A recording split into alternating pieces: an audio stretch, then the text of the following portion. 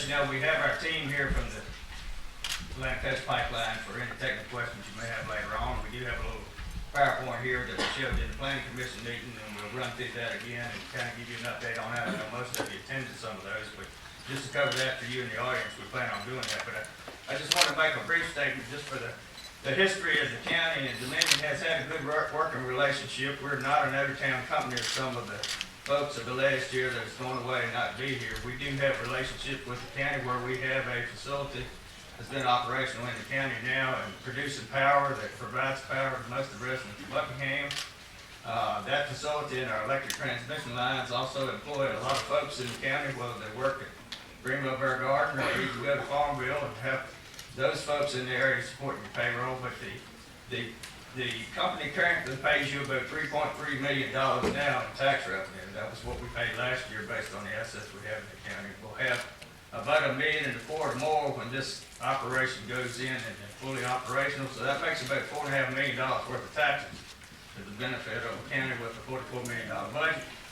We just did some quick figuring here. Your tax rate is about 55 cents, and that would equate to adding another 32 cents to these residents' tax bill if they did not have these facilities currently in the county. So we just wanted to put a monetary figure on how the Dominion Corporation has impacted the revenue and helps the real estate taxes in this county. So we're here to answer your questions, and we work with the Planning Commission to come up with 40 conditions on the application. And, we think we've all mutually agreed on that, and that's more than we've done even on the application for a unit that's 13 times bigger than what this one is at the Bear Garden Station. We had nowhere near the conditions. So we've looked at a lot of things here, and we tried to address the public's concerns. So we're happy to hear what's going on tonight, and be glad to ask you questions as we go along. So with that, I'm going to introduce Carla Picard as our corporate manager of communications on our project. She'll come up and run through a quick PowerPoint for you.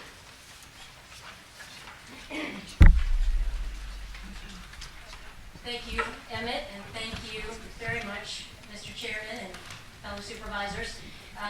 So I do want to keep this brief this evening, but we wanted to take the opportunity to address some of the concerns that we've heard most often throughout the public comment period. So with that, I'm going to try to follow the steps that Rebecca just gave me to run this. Bear with me one second.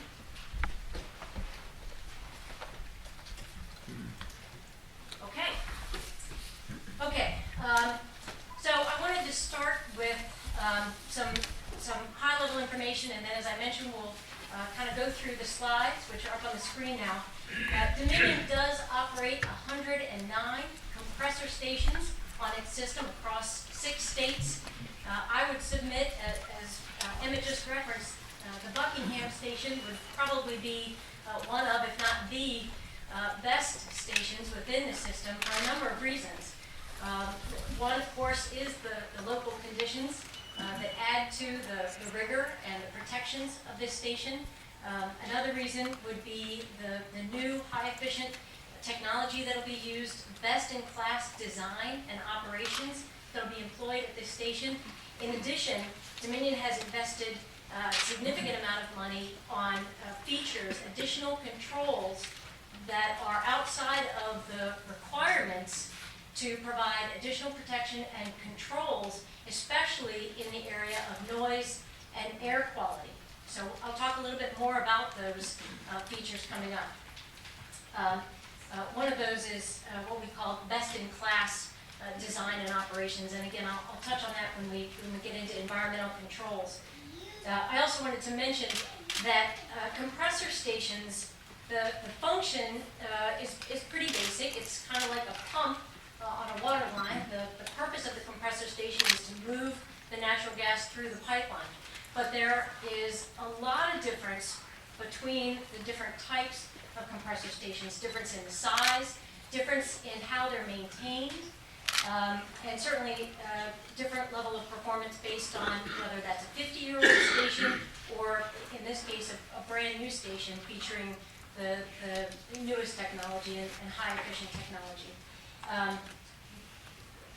A facility like this compressor station and the Atlantic Coast Pipeline in general, because this is an interstate national natural gas transmission pipeline. This is part of the bulk energy system, and we are a highly regulated system because of that. We have to meet significant requirements at the federal, state, and local level. In fact, in this type of facility, the federal requirements are kind of a general baseline that's required of all stations of this type. But in this case, the local requirements add layers of additional rigor to the protections that are available for the community that hosts this type of station. So we appreciate the opportunity to work with you all and the community on developing those conditions. So I wanted to start with this slide in particular because I think it's important to talk about why this location was selected. And as you can see, it's an aerial image, and hopefully you can see Route 56 as it passes through kind of from west to east. And then of course you can see the existing Transco right-of-way where they have 4 existing pipelines. One of those is 42 inches in diameter. That existing right-of-way, of course, very straight line that crosses through from the bottom left corner up towards the word factors on your screen. That particular intersection was very important to us because the customers of this project actually required that interconnection to Transco. And part of that reason is because Transco is the only transmission line that serves North Carolina today. So historically, the gas has flowed from the Gulf Coast area along that Transco line from south to north, basically. But of course, that pipeline will be bi-directional now, and once you have the availability of natural gas supplies flowing through the Atlantic Coast Pipeline, for example, we can intersect with Transco and provide another source of natural gas, another pathway for that natural gas to reach those customers in North Carolina, a state that's really starved for this particular resource. So that was a critical interconnect for our customers. And again, just very quickly, the Atlantic Coast Pipeline was developed as a project in response to a very specific request for service by Duke Power, Piedmont Natural Gas, and Virginia Natural Gas. So those are 3 of 6 customers that are described in detail in our application to the Federal Energy Regulatory Commission. So this project was developed in response to that customer demand. Okay, and so I guess to add on to that, this project is only to serve those domestic customers. It is not for export. So with that, let me move on. So one of the things we've heard in some of the other comment meetings is some question or confusion about the size of this station as it relates to other types of compressor stations. You can see we've provided a few examples of other stations on our system. The Buckingham compressor station actually isn't even the biggest station on this project. Buckingham is one of 3 compressor stations we'll have as part of the Atlantic Coast Pipeline project. The biggest of those is actually in West Virginia, where the project starts. That station is over 55,000 horsepower. But you can see a few other examples on this list. So moving on, we jump into a few other concerns. One of the concerns, certainly that we've heard throughout the meetings, has been about sound and noise, particularly for the closest neighbors. And I wanted to point out this is one of the images from our sound study that we created for the project. And I realize this is probably pretty tiny to read. Hopefully you have this information in front of you. But the different lines point to different areas where we took sound readings as part of our sound study. And our intent would be to come back once the station is operational and take additional readings. On the next slide, I'm going to show you the results of the sound study. But I would point out, if you're looking at this, the closest residence is labeled as 3, and that is, if you're looking at the station, it's to the left of the station, sort of northwest of the station. That would be the closest residence, and again, I'll show you the results of that sound study. I realize there's a lot on this table. You can see the different residences listed on the left-hand column and their proximity to the proposed station in the next column. We took readings, multiple readings of the ambient sound levels that are there today without the station, just woods on the property. And then we have calculated using the nameplate information for the equipment that we plan to install there. We've calculated the net result of the equipment plus the existing ambient sound. And so what you can see in the far right column is the predicted increase. And hopefully what you'll notice is at our closest neighbor, which is a little over 1,400 feet away, we're showing a total increase, and that's with everything running. That's with all 4 engines running. The total increase would be less than 3 decibels. The sound experts would tell you 3 decibels is the minimum for a perceptible sound increase. So that's, and you can see at the other locations where we tested for sound, it would be even lower than that. Okay, so I'm going to, again, move through these procedures, but I'm happy to come back to any of this if there are additional questions. Sorry, I'm in the wrong way. Okay, I mentioned at the beginning some of the best-in-class environmental controls that we would be utilizing at this particular station. One of those, the top bullet there, talks about fugitive emission reduction initiatives, and that's a combination of equipment and procedures that would significantly reduce the amount of gas that's released into the atmosphere through our regular operations. And we'll talk about venting and blowdowns in a minute as well.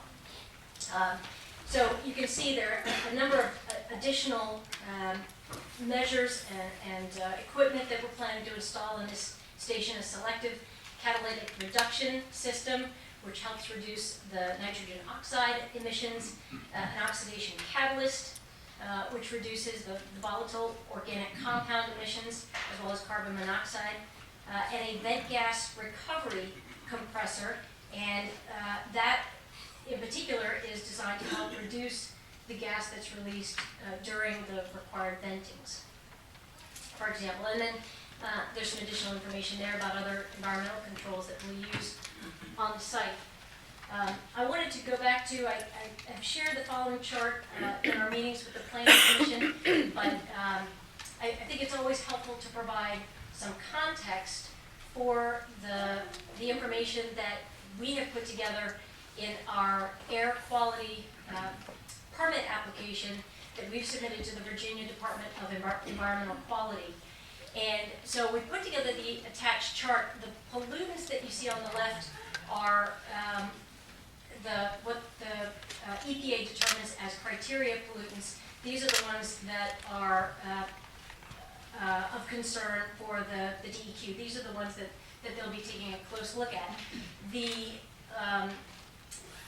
levels that you see in the middle column, those are the maximum levels that have been set based on projections that would involve us using all of the equipment at the maximum loading possible all day, every day, throughout the year.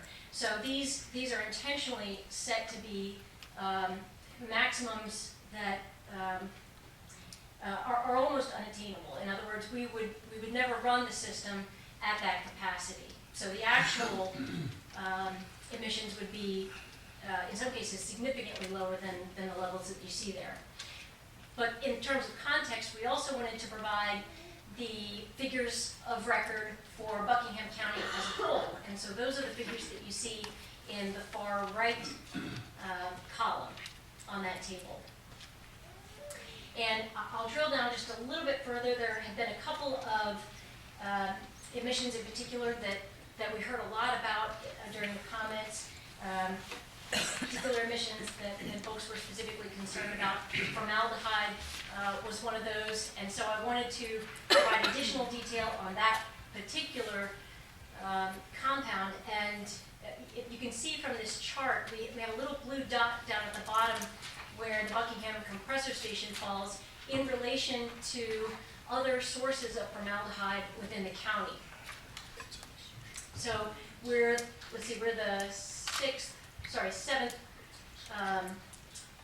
column over, so it's probably pretty tiny in comparison to the natural sources of formaldehyde in the county. Similarly, on the next slide, you can see benzene, which was one of the other emissions we heard about somewhat frequently. And again, you can see there are many other sources of benzene within the county. The Buckingham compressor station is actually fairly far over, more than halfway over on the chart. Wood stoves, for example, would be a higher source of benzene within the county. So, as promised, I'm going to switch gears just a little bit and talk about ventings, blowdowns, sources of methane or natural gas release within the station. And again, context is the key here. And I wanted to point out that it's important to remember that the natural gas, the methane, that runs through this pipe is our product. That's the commodity that we're being paid to transport from point A to point B. So we're highly motivated to keep it in the pipe. We want it to reach its destination, and that's part of the reason we employ these different measures to reduce the amount of gas that's released when we do have to perform a venting for compliance inspections, testing, or maintenance, for example. So released gas is lost revenue for us, so we want to keep it in the system. And then the other thing that I wanted to point out again is the full station silencers that we will be adding to this station will prevent the blowdown from being heard beyond the property line. So for neighbors outside of the station, most likely they would never know that a blowdown is happening on that site. So it's important to keep this particular feature in mind, as you're hearing about other types of compressor stations. This is a voluntary piece of equipment that we have added at some expense to ensure that this station will be as harmonious as possible within the community. Okay, one last note on methane and air quality, and then I'll move on. Again, there have been a number of concerns or questions about the potential for health effects. I think in one of the previous meetings I pointed out that we had 3 of our station operators with us who collectively had over 100 years of experience working in compressor stations, spending most of their days in these facilities. And as the slide says, there are folks who have probably the greatest exposure to these facilities, have not had these types of reported health effects. The FERC also found on a project that we received a final order and an environmental assessment for about a year ago in New York, our New Market project. The FERC's final assessment is the top bullet there, and they do point out that during a venting or a full station blowdown, it would be possible to detect natural gas. However, these impacts would occur for a short duration, every 5 years, and would not pose any discomfort, irritation, or mild health effects. And again, the FERC, or the Federal Energy Regulatory Commission, approves all of these facilities at the interstate level. Safety is our first priority, and I probably should have started the presentation with this slide, but I did want to kind of come back to these points as a reminder as part of my closing. And again, just mention that we are subjected to rigorous federal and state testing protocols for all of our facilities. The pipeline itself, our wells, just as one example, the requirement is that we x-ray a percentage of all the wells on the pipeline. We feel that that's not good enough. Any pipeline is only as strong as its weakest point. We x-ray 100% of the wells in the pipeline. I mentioned the continuous monitoring and inspections that take place on these facilities. The operators, and you can see one of our station operators in the lower picture there, these folks are subjected to substantial qualification, training, and have to be recertified on a regular basis. And then the community awareness program, we work very closely with the emergency responders and folks that would be likely to be excavating, for example, in the communities where we have our facilities, and we meet with those folks at least annually. And then, of course, all of our facilities are monitored 24/7 from our gas control center, which is located in Bridgeport, West Virginia. Just a couple of things I wanted to touch on very quickly again as I'm wrapping up. The comprehensive plan. Again, one of the reasons we selected this site was because of the location and because of that intersection with Transco, but we felt like this site was also very beneficial because with the 68 acres, that allowed us to maintain a significant amount of the natural and native tree buffer that's already there on site, can help us maintain that buffer so that neighbors have very low, if any, visibility of the station, and also, of course, it helps with noise baffling as well. You'll see in the middle of that list there, we have completed our surveys on this particular piece of property. No historic or archaeological resources were identified on the site or in the vicinity. And of course, these facilities are actually included in Buckingham's comprehensive plan. The Atlantic Coast Pipeline route is included in that plan. And then, of course, as you all know, the special use permit is the mechanism to approve a facility like this in the A1 district.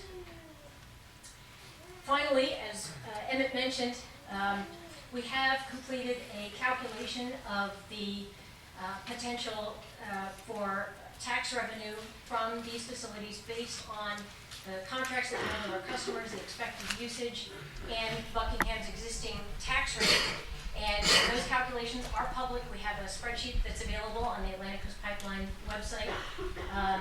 But if you look at the first 8 years, including construction, there's a little bit of a ramp up.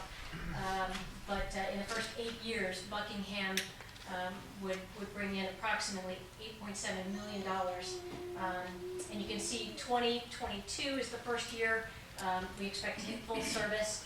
And from that year forward, the tax figure, as Emmett mentioned, would be about 1.2, 1.3 million each year, in addition to what we're already paying the county. And of course, the other benefits, substantial local benefits during construction. We have a significant workforce that would be moving in and buying goods and services here in this area while we're constructing the compressor station, and then full-time workforce at the station. 9 or 10 folks would be employed at the station going forward. So with that, I wanted to end on this slide, which shows an artist's representation of what the station will look like, and this rendering includes some of the feedback that we heard from the community advisory group that we worked with a little over a year ago, and some of that feedback included additional tree buffer, which you can see between the station and Route 56 up at the front of the property. And we adjusted the communications tower, which you can see in the back corner there. So that's what we believe the station will look like once it's built, if it's approved. And with that, my team and I would be happy to answer any questions that you may have. Any board member have a question? Thank you. Thank you. I can just kind of pick some of the highlighted ones if you would like me to do that. Can you get the highlighted ones that you're concerned about, please? Sure. So I'll point out number one is a condition that regulates the size of the compressor station and basically says that it cannot be larger than 55,000 horsepower, and also that no single unit can be greater than 22,000. Condition 5 speaks to during construction about noise and between hours of 10 p.m. and 6 a.m. it shouldn't exceed 60 decibels. Condition 6 is also decibel limitations about normal plant operations and also about during their planned blowdowns, that it will not exceed the 55 decibels around the other property lines, with the exception of the property line right along the road can be 60 decibels, simply because that's closer, the facility is closer to that line. You'll note that conditions 8, 9, and 10 address some lighting concerns and generally limit the lighting and have it direction downward. Condition 15 is about fencing and requires a minimum of 100 feet setback from all property lines. 16 is in regards to tree and buffering the property. 18 is silencers shall be used during blowdowns. And then when you get into condition 22, you start with some of the regulations. This one in particular is the best available control technology should be used.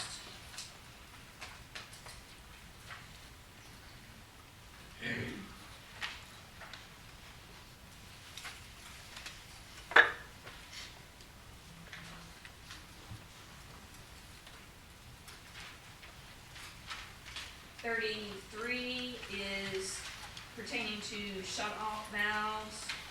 34 is also about monitoring system and valves and alarming. 36 is about fire break and keeping the property clear of trees, shrubs right around the facility.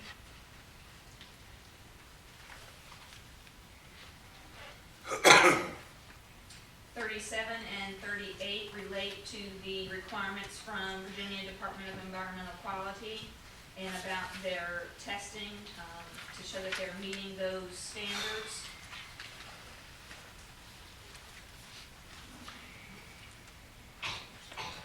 And 39 shows that everything has to be designed to collapse or fall within the facility. And then 40 is about the crisis response plan, and that being received to the county. So that's the quick overview of the Planning Commission's proposed conditions. One note that I did include for you all is condition 25.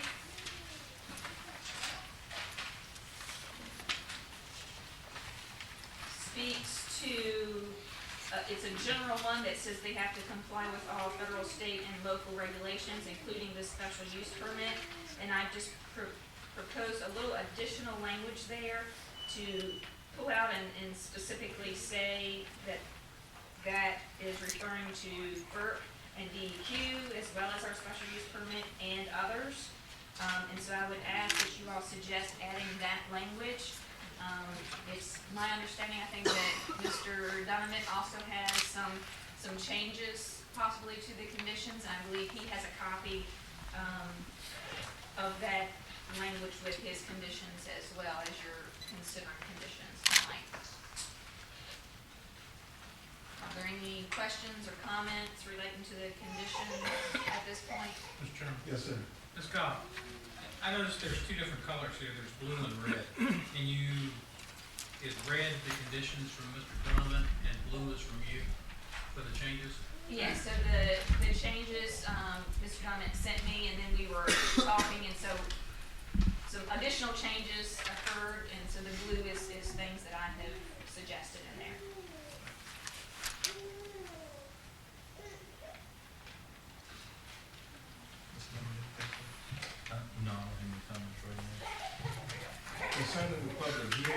you to lift up to the statement. For the public hearing, Buckingham County citizens will speak first. The first 5 seats in the front row will be reserved for speakers. We will call 5 names at a time. They will also be displayed on the screen. Those 5 will come to the front and have a seat in the reserved seats in order that they are on the screen. When you finish speaking, go back to your regular seat. Everyone gets 3 minutes to speak. There is a screen in front of the podium with a timer on it. The timer begins when you start speaking. If you have handouts, please give them out before you speak. The clock will not stop while you hand them out. And a tone will be heard when your time is up. Now, you see, a lot of people got upset when I said 3 minutes. And I said 3 minutes because you see the crowd we got. At 3 minutes and 95 people, that's over 5 hours. And I hope you can understand why we've done this. Not trying to cut nobody short. We want you to speak and want you to respect each other. If you don't be respectful, I'm actually 2 times. If you don't, I'm actually authority to move you out the room. You're not coming here for playing, you're coming here for business and want to be heard. All right, at this time, I open the public hearing.